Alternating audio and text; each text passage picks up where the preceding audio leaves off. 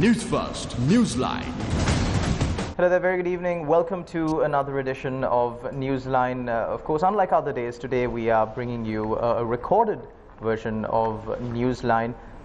Let's start off with getting to know our guest for this evening, Dr. Sampath Seneviratne. He is a zoologist, a scientist, and also, most importantly, a member of the expert committee comprising members of MIPA, NARA, other organizations involved in assessing the damage that has been caused to our environment, especially from the XPRESS PEARL incident. A very good evening, Doctor, and welcome to the show.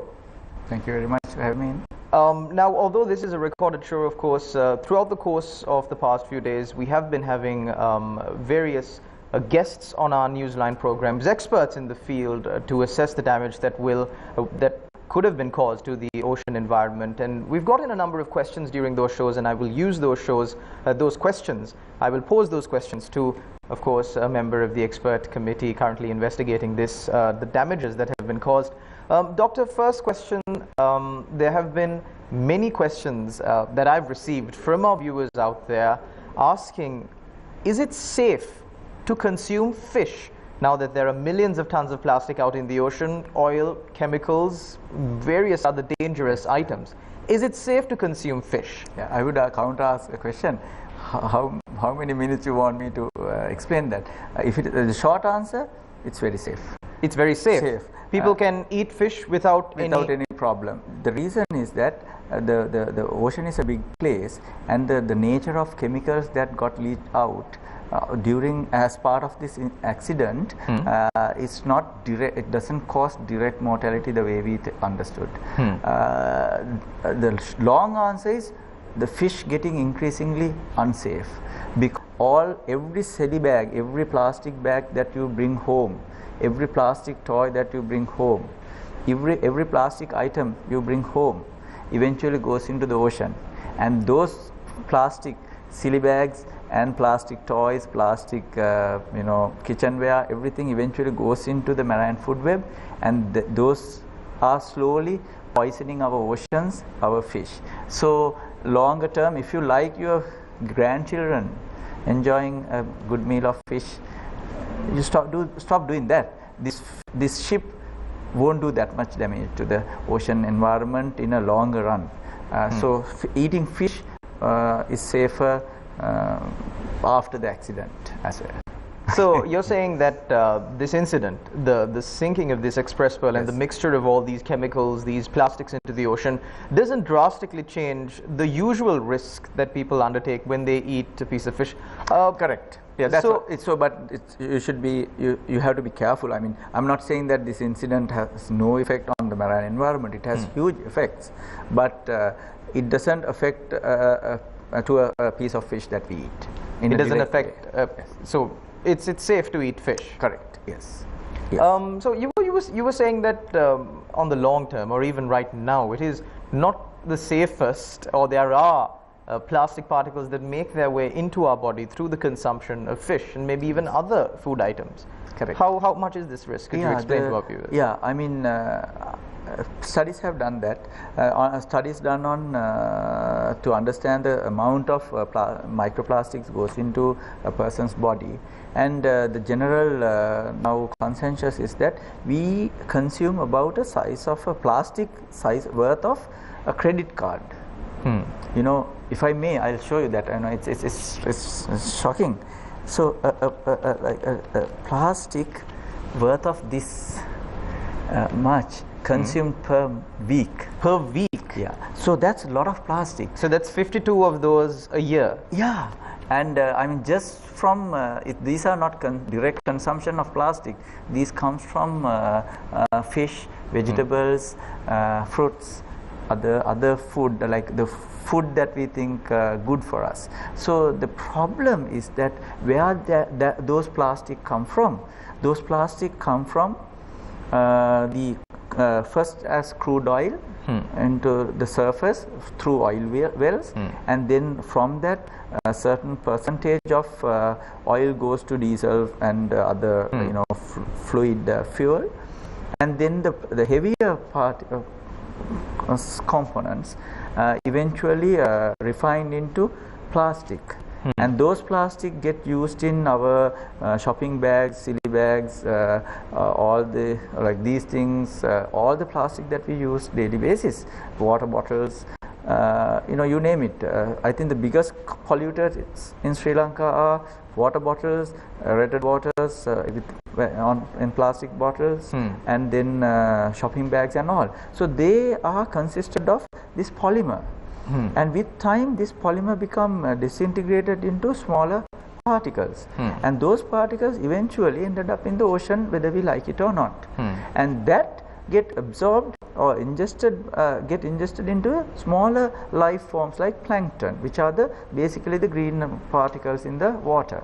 That's what you see when you see the ocean from above. It is kind of greenish. That is because of these plankton blooms, and those plankton get eaten by smaller fish get eaten by larger fish get eaten by very large fish, and we love very large fish and we eat. We are the top of the chain, food chain. So the problem is that every step from like plankton to small fish, it accumulates, magnifies about 10 times. From small fish to medium-sized fish, it magnifies another 10 times. So it magnifies like that. We call it biomagnification. And so by the time it reaches us, there's a fair bit of plastic or fair bit of whatever the dangerous, these sort of substances that could you know, magnify across this food chain. So we've been happily polluting our oceans, not realizing that our major form of protein still comes from the ocean.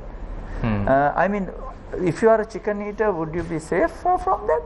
Actually not, because we give this sort of contaminated food to chicken, and the chicken particles from fish fish or from other corn or whatever the substances that goes into the chicken feed has the same problem, small microplastics, and that goes into the chicken and then comes back to us. So it's a kind of irony of our times. Yeah, we pollute the world and hoping that you know, you can buy a safer piece of fish or safer you know, bag of produce from your fancy supermarket.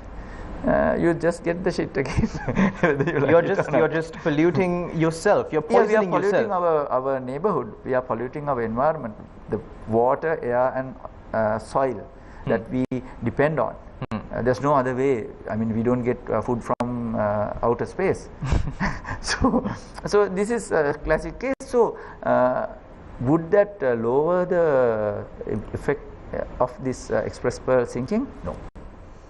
It will amplify the problems in a medium to longer term, because we are talking about like tons of, about like I think thousands of tons of these plastics into the ocean, and it will spread across the globe, across the coastline, especially towards the southern coast, because that's where the current right now, and then along the northern coast into Kalpitiam and Mana, and the southern coast all the way to Mirissa, and then beyond, and then it will go to the deep oceans, and it will come back with us with the bigger fish. So yeah.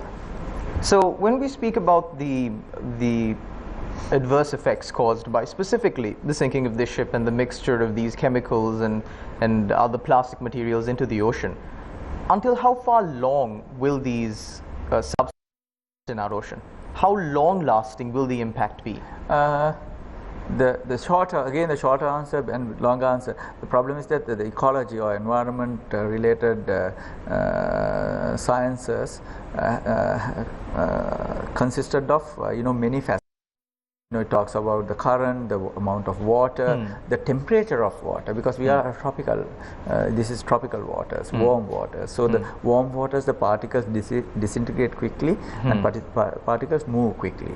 Cold oceans, particles stay longer. So it has sometimes advantages, sometimes disadvantages. It's like you put something onto boiling water versus put something onto cold water. So sometimes it's better you put it into boiling water, because it'll quickly dissipate. So the effects would be rapid, short term, and it will dissipate. So that is better in certain ways. In another way, it's better if it is slow, because then you have time to correct. So you have to consider these both aspects of it. This is a warm water system. and very very turbulent water, because we are in the southwestern monsoons. And we were, during the accident, the Yas cyclone was there, northwest of Sri Lanka, kind of northeast of Sri Lanka, and the Bay of Bengal. So there were intense about 15 knots wind blowing into the shoreline during this accident. Right. So all this has to come into play, and the effects are because of that. Some are long, short term, as we can see. All the debris basically came quickly into the shoreline, and then some would, but there will be medium and long term effects as well. So, Dr. Seneviratne, speaking on the turtles that washed up on Sri Lankan shores, not only turtles, other marine life including dolphins and other small forms of fish, we see dead carcasses washing up ashore. Now we know that every year there are a number of carcasses that do wash up on Sri Lankan shores, but this year the number has been extremely high. But the authorities have still not confirmed as to if this was caused by the incident on the XPRESS PEARL. You being part of the expert committee, I know we have to wait till the final report comes out, but where does the evidence point to? I've done okay. This I'll give you a small background. I've done beach surveys in Arctic, beach surveys in Alaska, in Aleutian Islands and Alaskan mainland. I've done surveys in Newfoundland and Labrador, and also in the southern coast in the US. So I have some experience with oil spills and effects of those on seabirds in both Pacific coast and in Atlantic coast. Also I work in Mannar, so we do beach surveys in Mannar, in the Ramas Bridge, along the Ramas Bridge, as well as in the Mannar Island.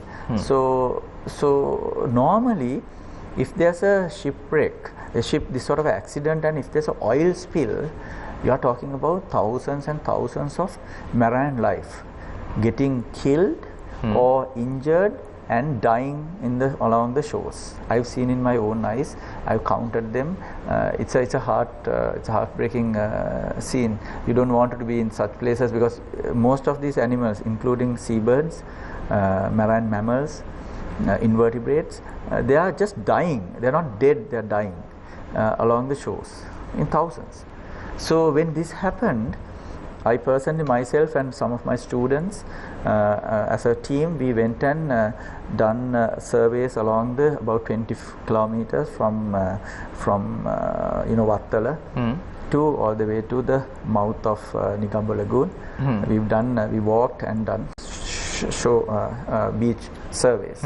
And also we've done some surveys along the Panudura beach to Moratua and so on. What we are seeing is very few mortality. Yes, there are some records of few turtles. I say few because it's less than about 10. Like in this ship accident of this magnitude, it is world news right now. It's one of the top hottest environment news in the planet right now. Everybody, my inbox get filled with people asking questions from across the globe, experts asking and try to get a sense of it. I know some foreign agencies are like now looking into the satellite images and try to assess the damage. So this is world news. This is big story. But we are not seeing the large mortality that we see in Pacific and Atlantic oceans in oil spills. Why? We don't see much oil in this accident. Oil is the big immediate killer when this sort of accident happens. So fortunately, there's no oil up to now, up to date. There's no significant oil spill. So because oil spills kill marine life, I can tell you later. Okay. So we don't see that. We've seen a dolphin. Actually, few dolphins, few turtles. I've counted just 2 dead seabirds. I've seen few footages of distressed seabirds in the media. But when you consider that as when you do that when you put that into in scientific terms, with the distance that you cover, the amount of effort you put on along the beach and all, it is not much. So my answer is, what we see is partly it's an effort thing. Since now we are going and doing beach surveys after the incident, it is so we see more because we go out. When you go out into the beach or into the ocean or into a forest, you tend to see more. So, but teasing apart from that survey effort versus the actual impact of this ship or its chemicals on these animals, it's a tricky thing because we don't see thousands. If we see thousands, straightforward. Right. We are not seeing thousands. Because of that, it needs more time. It needs autopsies has to be done, and you have to carefully analyze the tissue, the cause of death, and then the substances in the water, and they are. Right, so that is been doing right now, but the direct surveys didn't yield thousands because of the nature of this this accident, and the fact that there wasn't a massive oil spill involved in this. We will continue our discussion after this short commercial break. Don't go anywhere. You're watching Newsline. News First, Newsline. Welcome back. You're watching Newsline. Today's segment is a recorded segment that we are conducting, of course, our discussion with Dr. Sampath Seneviratne, who is a member of the expert committee that has been appointed to review the effects of the XPRESS PEARL incident, the disaster that happened a few nautical miles off the coast of Sri Lanka. Doctor, we spoke about the impact that this has had on the marine life, the ocean, the impact that it will have in the future. There were talks that the pH value in the ocean area surrounding this incident has changed. Some said it has not changed significantly. But what's the status of this? Because this is a very important factor when it comes to the ocean and the marine life that live there. Yes. A slight change in the pH value could lead to detrimental effects. Yes. That's again the issue is that you have to put into the context the amount of water in the system. There's a lot of water, and the water is churning right now because of the monsoons. So because of that, whatever the chemical you put onto the system will get distributed quickly. So pH, I personally don't know the exact changes of pH happening, but I know Mipa Samudrika ship and Nara, they are working on it. And I know chemists are working from Jawaharlal University and NARA and other national bodies. They are working on the not just pH. The pH is an important factor because most marine life has calcium carbonate, and the pH would kind of dissolve, like lower pH would dissolve. So that's a bigger problem, like coral reefs and marine life. But that I mean it's yet to get the conclusions. But I'm pretty sure if you put acids onto water, it will reduce the pH. But how bad that is, and how long, like how many days or hours that it was there like that, that I don't know. Right. But there are other things like heat, sound, because there were explosions, intense heat. Because this ship is so warm, if you've seen the footages of this water throwing, you might have noticed that there's water blowing into the outside. So not onto the target. Apparently they've tried to reduce the heat then around the ship. So the intense heat as well. Some marine life can respond and kind of leave, but some might not. And then you have, if I may elaborate this, the problem with some of the pelagic animals, some mistakenly attracted to these. Right? It's like, the simple example is that you have a bulb and the insects coming into it.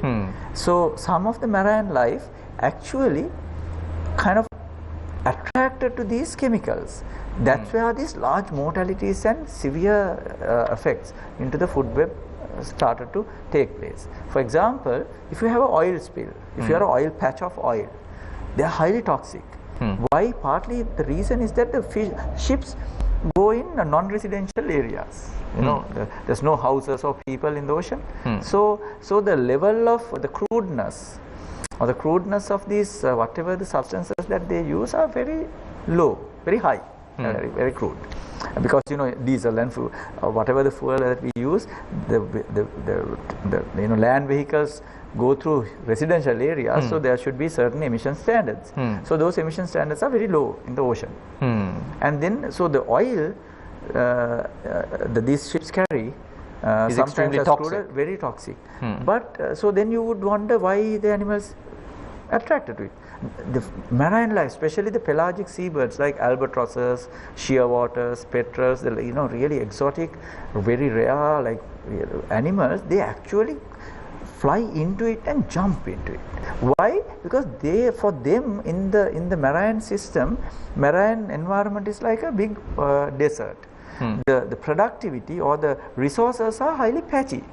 So animals or whales or turtles has to travel thousands of kilometers from one productive patch to another productive patch. So they are programmed to go into those places. And what they are after food. And like if a whale died or if a fish died, this oil started to float. The carcasses started to float. And these animals have sensory systems specifically to detect those, and they go and eat those rich hydrocarbons, oils. So if we put an oil drop or oil patch on the ocean, their sensory systems say that go for the hydrocarbons, and they go, and they go, and when they go and then they jump, those hydrocarbons are toxic, but they don't understand that. They are not chemists. So and then they get when you get ingested, their digestive tract sometimes get burned, their liver sometimes fail. Some animals get soaked in oil and they lose the hydrophobicity of their feathers in birds, and they die. So marine mammals, marine birds, turtles, they all have that problem. So when you have oil, for example, it actually attracts lots of animals and kill them. Plastic also can have the same effect, because these small plastic nodules are mimicking fish eyes and small like floating things, because plastic is so novel to these animals. They never evolved with plastic. Plastic is a 20 to 30-year-old phenomena. So they can't understand. It's like glass for us. Like now we know not to go through a glass, but for them still they try to go through. So similarly, plastic is so novel, and there are plastic like substances, jellyfishes, fish eyes, they are all good food for these animals. So they actively sometimes go and forage, and if you forage, what would happen? You get dehydrated because you don't get the actual liquid from it. You get stomach stomach can clogged. And you definitely get malnourished because you don't get anything. If you feed that to like a chick or a pup, they'll malnourish and die. So there's a accumulated effects all the way through, from very large animals to tiny animals. So those are the real issues. Doctor, we're in the final few minutes of this show. One last question. Now, this disaster has happened. It's sad. There might have been parties to blame, but nonetheless, the disaster has happened. As a nation, as a people, what are the options available to us moving forward? How about this? Like Colombo is a very busy port, and we have like 1,000 or more years of heritage in terms of shipping ports, because we are part of the maritime Silk Road. So it is our history. So we have ships coming into Sri Lanka for thousands of years now, and Colombo and Hambantota, they are very busy now. And Trinco is considered one of the best, most protected harbors, in the natural harbors in the world. So we have harbors, and then the shipping route that goes from the Suez Canal, the Mediterranean, into the Eastern Asia is one of the busiest in the world. So we are right at the edge of it's basically that shipping route kisses Gaul, Hambantota area, right? So we have a heritage like thousands of years of heritage of ships coming. And we have one of the best ports in the world and very busy ports. And then we are right next to the busiest shipping route in the planet, one of the busiest. So this accident is actually a good eye-opener. We need to have some preparedness, much better preparedness, procedures in place, a system in place, labs in place, and rapid action teams in place. If we were to be a maritime hub in the modern world, like somebody said that thousands of ships that sank in these waters, but increasingly these ships carry dangerous cargo. These are toxic flotillas, right? 50 years ago, ships that passed through Sri Lankan waters didn't carry these toxins. Exactly. I mean, like yes, thousands of years ships went and came and they had elephants, they had cabbages and potatoes. But now these ships have so many dangerous cargo, and if something happened, it affects livelihoods, affects lives, affects our environment, our capacity as a nation to wander into the next millennia gets severely affected. So if we were to do this business as a maritime hub, we need to have systems in place. We need to be ready. Ready, exactly. Yeah, it should not be reactive, it has to be proactive. Thank you very much, Dr. Sampath Seneviratne, for joining us on our show and clarifying these matters to the general public. And of course, as Dr. Sampath pointed out in the first half before the break on Newsline, it is important that we take note of the plastic pollution that is taking place around our seas, and of course reduce the use of plastic whenever we can. Reduce, recycle and reuse, the 3 R's that we are supposed to comply by.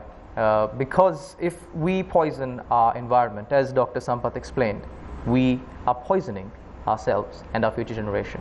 Thank you very much for tuning in. Until we meet again, take care and God bless.